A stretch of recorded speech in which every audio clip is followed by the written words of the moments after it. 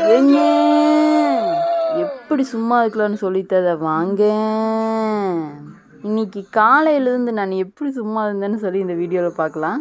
சும்மா தானுங்க இருக்குதேன். அதனால காலையில் 8 மணிக்கு தாங்க கிச்சனுக்குள்ளேயே வருவேன். வாட்ச் 10 நிமிஷம் ஃபாஸ்ட்டாக வச்சாலும் நம்மளுக்கு என்னமோ 10 நிமிஷம் கம்மியாக தாங்க தெரியும். 9 மணிக்கு ஸ்கூல், இன்னும் 10 நிமிஷம் தான் இருக்குது, அதுக்குள்ளே கிளம்பணுங்க.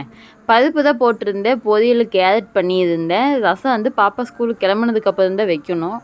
நெய் வந்து எங்கள் வீட்டில் எல்லாரும் சாப்பிடுவோம், எங்கள் வீட்டுக்கார தவிர. அதனால நாங்கள் சாப்பிடும்போது தான் நெய்யை ஊற்றிக்குவோம். எப்போவுமே எனக்கு சமைக்கிறது மட்டும்தான் வேலை. டிஃபன் பேக் பண்ணுறது எல்லாமே அவர் தான் பண்ணிக்குவார். இப்போவும் பார்த்தீங்கன்னா இப்போல்லாம் அவங்களே நானே ரெடி ஆகிக்கிறேன் அப்படின்னு சொல்லிட்டு இப்போல்லாம் அவங்களே ரெடி ஆகிக்கிறாங்க. ஸ்நாக்ஸுக்கு தட்டைக்கொட்டை தான் வறுத்து இருந்தேன். இன்னொன்று பார்த்தீங்கன்னா காலையில் கூடவே எந்திரிச்சு ஆடிட்டு இருந்துச்சு. எப்படியும் அவங்களையும் சமாளிச்சுட்டு தான் பண்ணிட்டு இருந்தேன். கடைசி நேரத்தில் பார்த்தீங்கன்னா ரொம்ப அழுகாச்சு பிடிச்சிட்டா. தூக்கி சொல்லியே அழுதுகிட்டு இருந்தான். பக்கத்து வீட்டுக்காரர் வந்து கொண்டாங்க நான் வச்சுக்கிறேன்னு வாங்கிட்டு போயிட்டாரு. இப்போ எங்கள் வீட்டுக்காரர் பார்த்தீங்கன்னா எல்லாம் பேக் பண்ணிட்டாரு. பாப்பாவுக்கு அப்போ நான் வந்து ஊட்டி விட்டுட்டு இருந்தேன். அவ்வளோதான், சாப்பிட்டு முடிச்சுட்டு அவங்களும் கிளம்பிட்டாங்க. எப்போவுமே லஞ்சை வாங்கிட்டு தான் போவாங்க. என்னென்னா முந்திரி அது இல்லாமல் ஸ்கூலுக்கு போகவே மாட்டாங்க. அவங்க கிளம்புனதுக்கப்புறம் வீடாக இருக்காது, அலங்கோலமாக தான் இருக்கும். அதுக்கப்புறம் வந்து நம்ம எல்லாம் பொறுமையாக உட்காந்து இனி எல்லாமே ரெடி பண்ணணும். காலையில் இந்த 1 மணி நேரத்தில் மட்டும் பார்த்தீங்கன்னா காலில் ஸ்கேட்டிங் கட்டி விட்டுருந்தாங்க கூட இந்த அளவுக்கு ஸ்பீடாக முடியாதுங்க. அந்த அளவுக்கு தான் ஸ்பீடாக இருப்போம்.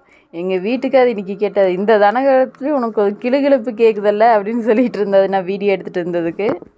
நம்ம எவ்வளவு தான் பண்ணினாலும் கடைசியில் நம்மளையே சும்மா தானே இருக்க அப்படின்னு தானே சொல்ல போதாங்க.